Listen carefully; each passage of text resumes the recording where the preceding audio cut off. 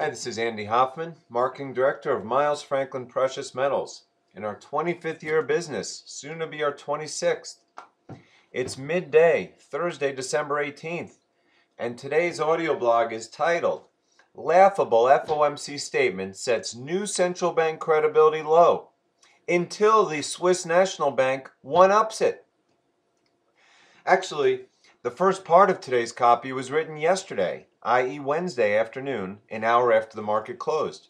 Frankly, I'm starting to feel like I'm reliving the Wall Street days of my young single 20s, given how many hours I'm putting into this blog. Basically, I want to get as much written as possible before Sylvia awakens from her nap, and my afternoon job begins, given the near certainty tomorrow will bring still more horrible headlines to report. And this after having already written 4 articles this week and taped 3 podcasts with 2 more in the next 2 days atop this audio blog. In a nutshell, the global political and economic backdrop is evolving so rapidly, I'm having trouble keeping up with the rapid flow of vital, game-changing information. In my view, the Miles Franklin blog does a better job of disseminating and commentating on this information than anyone. Not to mention, we are always available to answer your questions via phone or email, and thus, as always, we humbly ask that if you are considering the purchase, sale, or storage of precious metals, you'll call us at 800-822-8080 and give us a chance to earn your business. After 25 years in business, with an A-plus Better Business Bureau rating, not a single registered complaint, and brokers with, on average, 2 decades of experience, not to mention our free blog, we believe you owe it to yourselves to see what we're about. Anyhow, it's been 2 days since I penned The Reemergence of Real Money, and apropos to today's audio blog title, Will Tomorrow Be the Yellen Reversal? Since then, a lot has transpired, which I plan to discuss in detail, building to the crescendo of Wednesday's FOMC statement and associated market action. Thus, I'll simply start at the bottom of my 12 pages of horrible headlines, going all the way back to Tuesday morning, when, with WTI crude in the low $54 per barrel range, global stock markets crashing, commodity currencies in free fall, and gold up $30 an ounce, having reversed the entire cartel-orchestrated pre-FOMC prep smash of Monday afternoon. You know, when precious metals went from being the day's big gainers Monday morning to its biggest pariahs in the afternoon, despite the fact that no other markets materially changed. In other words, the cartel had a temper tantrum because, despite its massive capping efforts of the prior 3 trading days, PMs were starting to look too much like the safe haven assets they've always been, and this right before a critical FOMC meeting.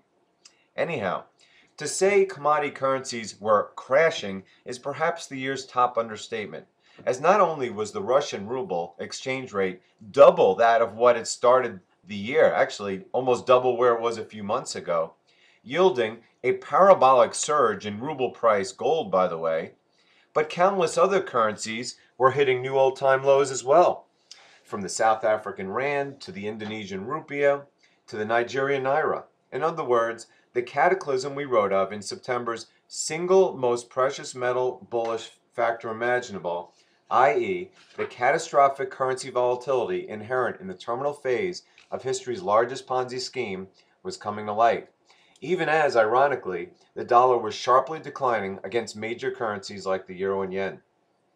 In other words, pure chaos, which wasn't helped any by free-falling Middle Eastern stock markets under the prospect of $1 trillion of global E&P capital expenditures vaporizing. Throw in the historic explosion of high-yield bond spreads, particularly in energy, which now constitutes the largest sector of the high-yield market, the Citibank-authored clause written into the trillion-dollar Cromnibus spending bill, which enables Wall Street's $300 trillion of derivatives, which, by the way, are dramatically larger than in 2008, to be protected under the FDIC umbrella, i.e., taxpayer-funded money printing.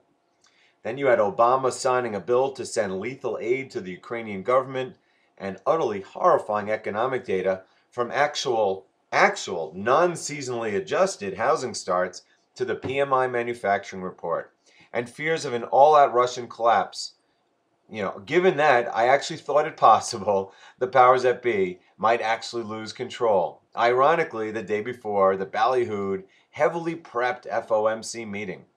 Not to mention news of an utter explosion of India's November gold imports, yielding, by the way, a rupee starting to make a run at last year's all-time low.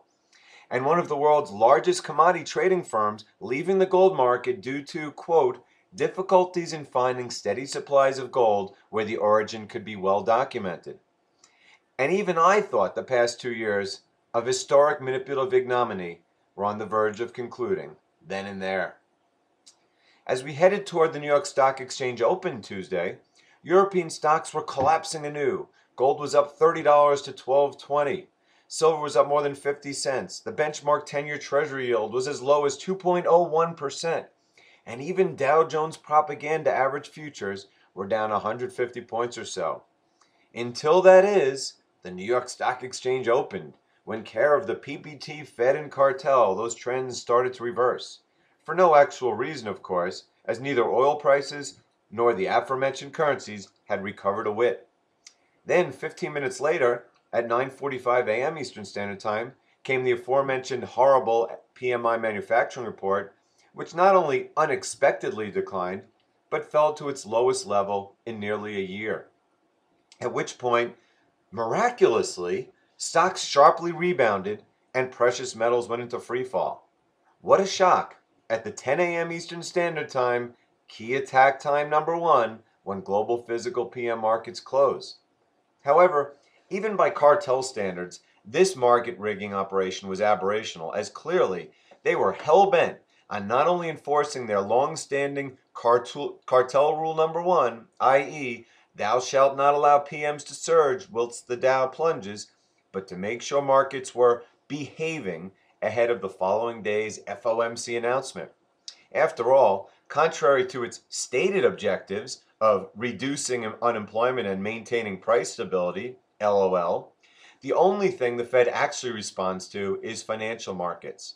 And thus, per my article, Will Tomorrow Be the Yellen Reversal?, it was entirely possible that the Fed would be forced by markets to deviate from the script it had leaked, i.e., of maintaining its ambiguous hyperinflationary course, but removing the considerable time language from its statement.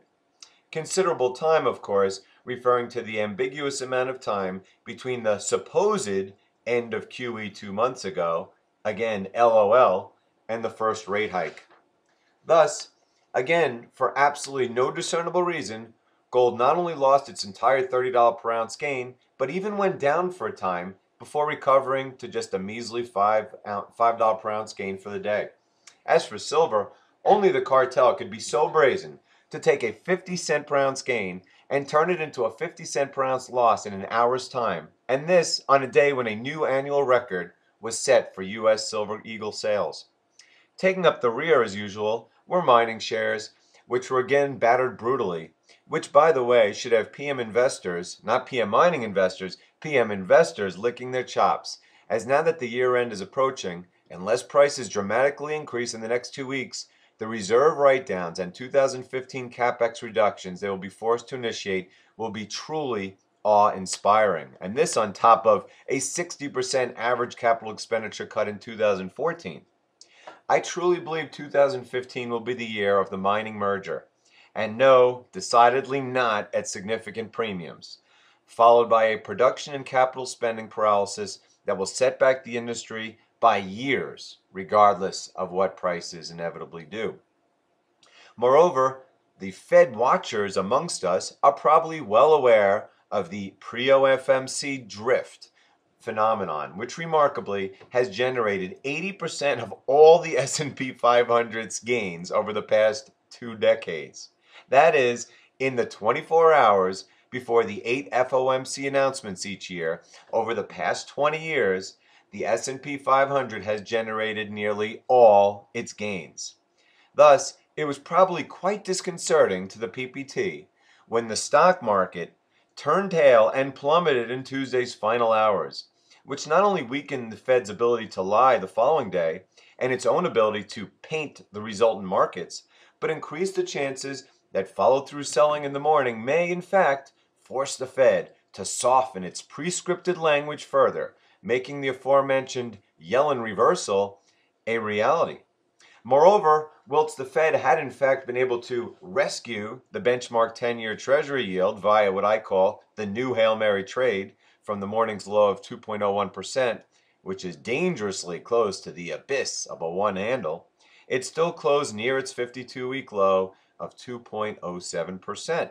In other words, hampering its ability to even pretend it is considering rate increases next year, which would all but be eliminated if overnight selling pushed rates back toward 2.0%. Thus, we move ahead to Wednesday morning. European stocks were plunging. Oil prices remained barely above $54 per barrel. The 10-year yield was still around 2.07%, and even the PPT's best efforts produced only modest U.S. equity future gains. Gold had again been capped, or should I say, cartel heralded, at the 2:15 a.m. open of the London paper pre-market, representing the 349th such raid in the past 397 trading days. At what do you know, exactly the $1,200 per ounce level that has represented the cartel's line in the sand for the past 2 months. However, as we headed toward the New York Stock Exchange open, gold again rose to $1,200 an ounce. And with less than 6 hours remaining before the FOMC decision, the risk that the aforementioned deflationary forces would force a Yellen reversal was sky high. And thus, ironically, just an hour after the Mortgage Bankers Association reported a 7% plunge in mortgage purchase applications last week to a new 20-year low despite collapsing mortgage rates, followed by an unexpected explosion of the U.S. current account deficit despite the lower oil prices, and a miserable earnings report and outlook from retail bellwether Federal Express, a miraculous crude oil price surge commenced, taking WTI from $54.50 a barrel at 8 a.m. Eastern Standard Time to a high of $58.50 per barrel at 1 p.m. Eastern Standard Time. What do you know, an hour before the FOMC statement. Yes, I know, more than anyone, crude oil prices can be volatile. But this surge, based on utterly zero incremental news, represented the biggest intraday jump since April 2009 amidst the absolute heart of the great financial crisis after oil prices had just fallen from 150 into the 30s. And wouldn't you know it, this time it magically occurred just before the FOMC's pre-choreographed hawkishness was to commence. The fact that it started falling just as the FOMC statement emerged, falling all the way back to $56 by the end of the day, was of course ignored by the media. As remember, it was only last Friday when oil's plunge below $60 per barrel was considered catastrophic, but that's old news now. Anyhow, yet again PMs were under pressure going into the meeting. Whilst the Dow jumped 150 points and the 10-year Treasury yield hovered around 2.1%.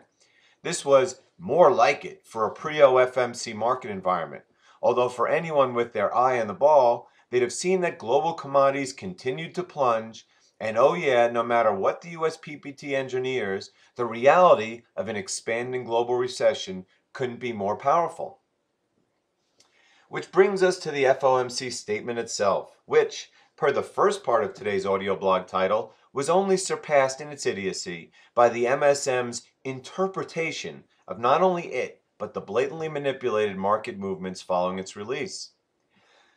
And before I describe exactly what was said, consider what has been painfully evident all along, i.e. that around the time of the infamous closed-door meeting between Obama and the too-big-to-fail bank CEOs in April 2013, a highly choreographed, historically heavy-handed scheme of money printing, market manipulation, and propaganda has been utilized to create the perception of recovery. Essentially, the powers that be have attempted to engineer the desired result of stronger economic activity through unrelenting support of favored markets, like equities and real estate, whilst viciously attacking unfavored ones, like precious metals. In doing so, they hope to gradually wean the stock market and the Fed's $4+ trillion balance sheet off of record low interest rates via the eternal hope strategy of praying the economy grows into its debt.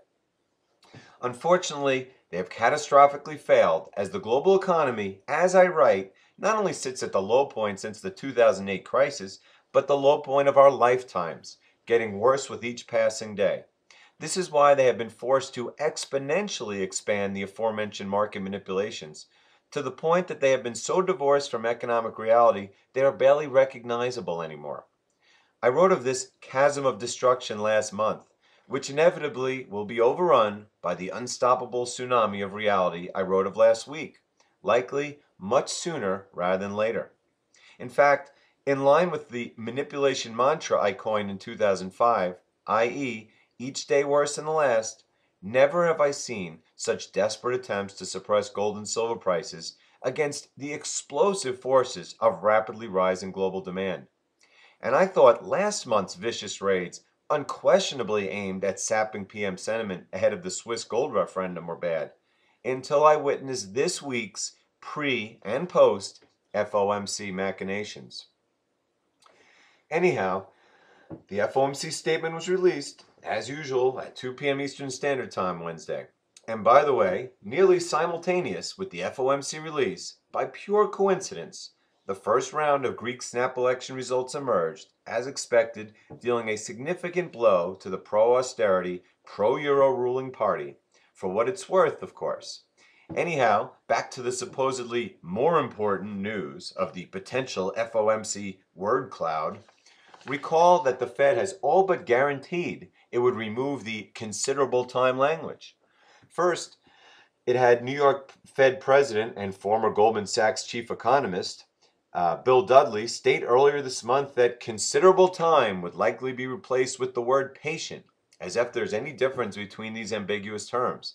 Next, Goldman's current chief economist, Jan Houtzius, who no doubt is being groomed as a future Fed governor or Treasury secretary, put out a research note claiming the same, followed by the coup de grace of the Fed's mouthpiece himself, John Hilsenrath of the Wall Street Journal, predicting the same.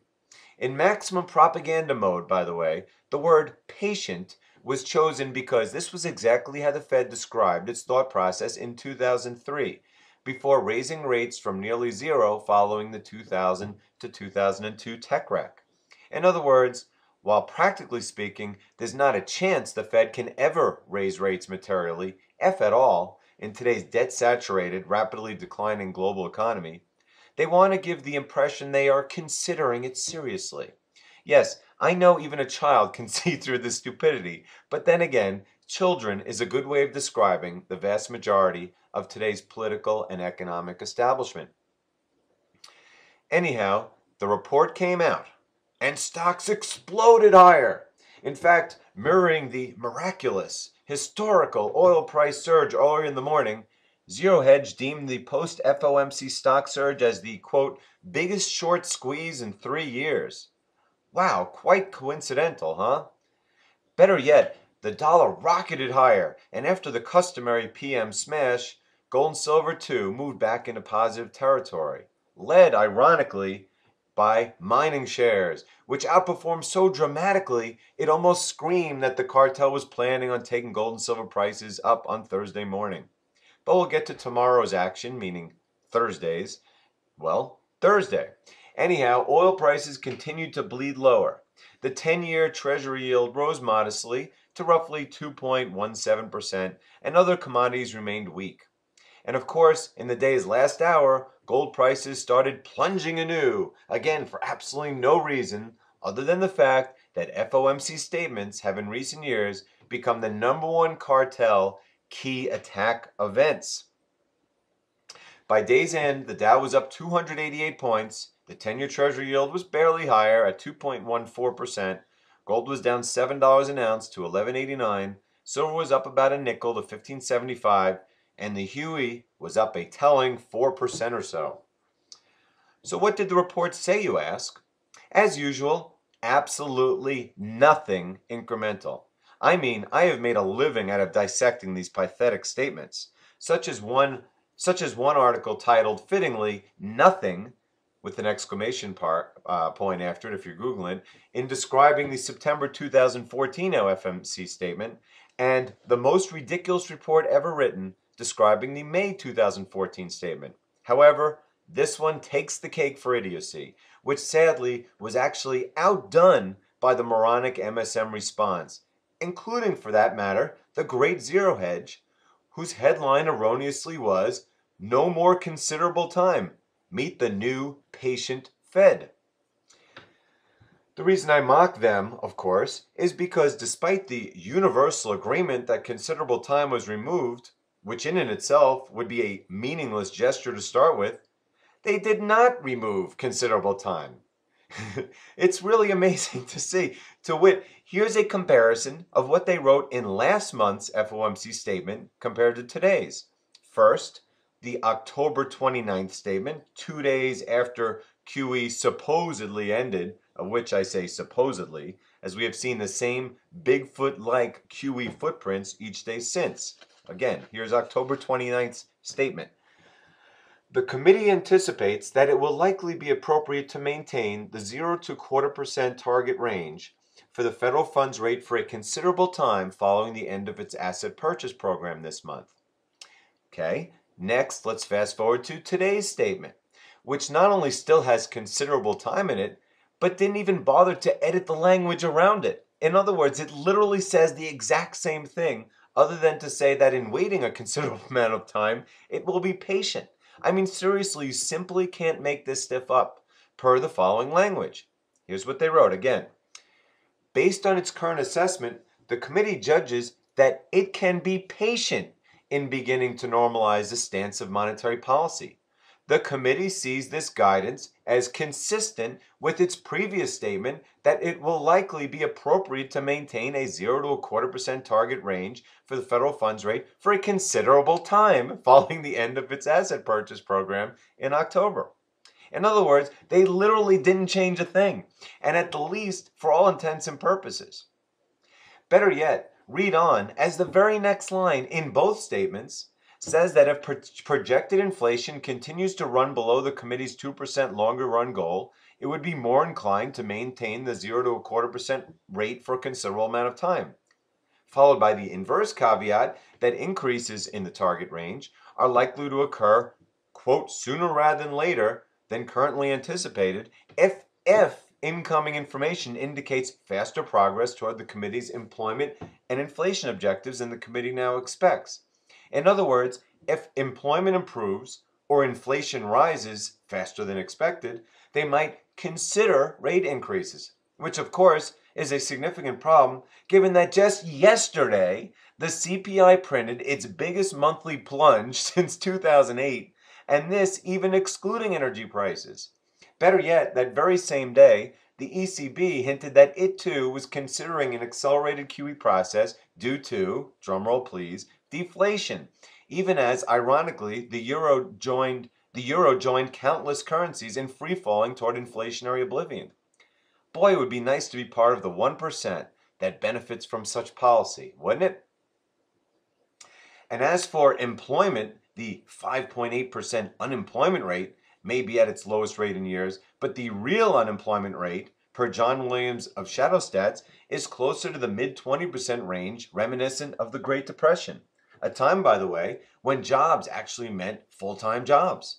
Worse yet, the labor participation rate sits at a 38-year low and far lower for men, whilst real household income is at a 4-decade low, and thus, all things considered, the statement not only indicated no change in the Fed's thought process, but a change for the worse regarding the factors that would ultimately cause them to raise rates. And by the way, Janet Yellen's pet phrase about the significant underutilization of labor resources was still in the statement yesterday. And this without even mentioning the expanding collapse of not only global economic activity, but U.S. economic numbers as well, notwithstanding the utterly comical 321,000 jobs supposedly created in November, LOL. In fact, not only is the utter implosion of global currencies, commodity prices, and bond yields not even worth mentioning yesterday, but as for this fall's nearly 50% plunge in oil prices, which as we speak is nearly imploding the $500 billion energy high-yield bond market and causing currencies the world round to implode, the Fed simply called it a transitory phenomenon. Yup, that's it, folks. The mighty Fed, whose economic track record is indisputably the worst of any economic organization in history, says the, quote, risks to its outlook for economic activity and the labor market are nearly balanced. And thus they, quote, expect inflation to rise gradually toward 2% as the labor market improves further and the transitory effects of lower energy prices and other factors dissipate. Oh, and by the way, for those that actually believe QE has in fact ended, they left in a paragraph that will never ever leave these statements.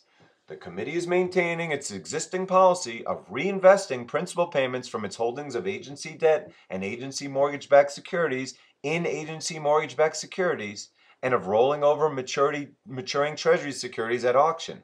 This policy, by keeping the committee's holdings of longer-term securities at sizable levels, should help maintain accommodative financial conditions. And thus, in sum total, the Fed's hubris reached new bounds of lunacy. That is, until the press conference when Whirlybird Janet's off-the-cuff answer to a question about the potential timing of a rate increase was that it would take, quote, a couple of meetings, which she further defined as two, and thus the Fed pinned itself into the corner of raising rates by its April 29th meeting. Data dependent, of course. Clearly, the Fed's credibility has never been lower, and if not for the morning's oil and stock goosing and PPP suppression, they would have been forced to be still less confident. And by the way, the Fed's own footprints gave away their true feelings about just how balanced their views are of the economy's direction. In other words, whilst the FOMC's average rate expectation for the end of 2016, yes, a full 2 years from now, was 2.9% at the October 29th meeting, which is still half of the long-term average, it fell all the way to 2.5% yesterday. Okay, it's now Thursday morning, and what I'm about to say makes yesterday's lunacy pale in comparison. First, the dollar has surged further, with not only most commodity currencies remaining near their lows, but major currencies like the euro at multi-year lows as well. Not to mention the Chinese yuan as it escalates the final currency war to new levels, as we discussed earlier this year in Chinese Financial Torture and other articles. Base metals are in free fall as the global commodity crash expands, yet global stock markets exploded, according to the MSM, due to Santa Yellen, with Yahoo Finance trumpeting that Fed rate wording boosts world stock markets as, quote, world stock markets powered higher Thursday, sweeping aside worries about a flagging global economy after the Federal Reserve said it would remain patient in its approach to raising rates. Gee, that sounds PM bullish to me. How about you? Anyhow, that's just the preliminary information, as believe it or not, far larger events occurred overnight. As expected by yesterday's blatant cartel signal of taking the Huey mining index up sharply, whilst gold and silver prices were under post-FOMC manipulative pressure, PMs rose sharply this morning. Then the big overnight news, which even I was shocked by, was that just 3 weeks after undertaking history's biggest propaganda and market manipulation scheme in suppressing PM prices and sentiment dramatically ahead of the Swiss gold referendum, the Swiss National Bank unexpectedly imposed a negative interest rate of 0.25% on member deposits, taking it lower than even the ECB's minus 0.20%. Yes, Lady Macbeth Thomas Jordan, who, as we wrote, doth protest too much about gold's utility, was so terrified of the franc's peg to the euro being broken, which, by the way, this is the closest as it was to being broken yesterday, he devalued the franc further. And the ugliest part of all is that following the FOMC statement, the euro itself plunged dramatically. In other words, the Swiss people, with absolutely no time lag, are watching their currency implode against every currency imaginable, including gold itself, which has risen by 3% in Swiss franc terms since the referendum. Frankly, I can't think of anything more ironic than the supposedly most conservative financial managers in the world, the vaunted Swiss National Bank, imploding its balance sheet more dramatically than any other central bank, including the Fed, the ECB, the Bank of England, and even the Bank of Japan. But voila, it's so, and when gold eventually explodes to the moon, No central bankers will be more vilified, and deservedly so. Anyhow, yet again, PM prices were capped by cartel herald algorithms at the open of New York paper trading at roughly 1206 per ounce in gold's case, i.e. the 2013 closing level, and 1615 per ounce for silver, whilst Dow futures remained in the stratosphere and the 10-year yield rested slightly higher at about 2.18%. Amazingly, oil for the second straight day rocketed higher at the open of New York pre-market trading, this time from the $56 per barrel level that had bled all the way down to yesterday up to that same $58.50 per barrel high of yesterday morning. And it did so at roughly 7 a.m., almost the same time it happened yesterday. And then the news came out, starting with an utterly horrifying PMI service report, which followed Tuesday's ugly PMI manufacturing report, but not only rising from 56.3 to the expected 57.3, but plunging to the year's low at 53.3. Moreover, 15 minutes later, yet again at the cartel's key attack time number 1 of 10 a.m. Eastern Standard Time, the Philly Fed report was released. Last month, when it was supposedly surging to a decade high of 40, I wrote an article on it titled "The Lie to End All Lies." No doubt the fact that it is the only major economic data point released by the Fed itself had something to do with its coincident surge, which is probably why it plunged back to 24 today, right after the FOMC statement. And wouldn't you know it, the impact on oil was to lose all its gains and then some, ominously plunging all the way back to 55.50 as I write at nearly noon Eastern Standard Time. Base metals are literally in free fall, with copper down to 286. But don't worry, the PPT supported Dow is still up 270 points. And ironically, the 10-year yield is sitting at exactly 2.2%, i.e. the line in the sand on the downside I wrote of 2 months ago in 2.2% is the new 2.6%. And how about that? PM prices were, for the 6th straight day, viciously attacked amidst the most PM bullish news imaginable. Well, that, plus the Swiss NERP announcement, the plunging oil prices that served as PM supports for the past 3 weeks, and of course the aforementioned dovish FOMC statement. As I write, gold is up $5, but comically, being held just below the multi-month cartel line in the sand value of $1,200 per ounce, and silver just below $16 per ounce. Oh well, that's enough for now, as this will undoubtedly be my longest audio blog yet. However, you realize that the power that be's can-kicking game is nearing its end, and thus the time to protect yourself from what's inevitably coming is now. Have a great weekend, and if you do decide to protect your assets with precious metals, we hope you'll call Miles Franklin at 800-822-8080 and give us a chance to earn your business. And as always, I can be reached via email at ahoffman@milesfranklin.com. Thanks.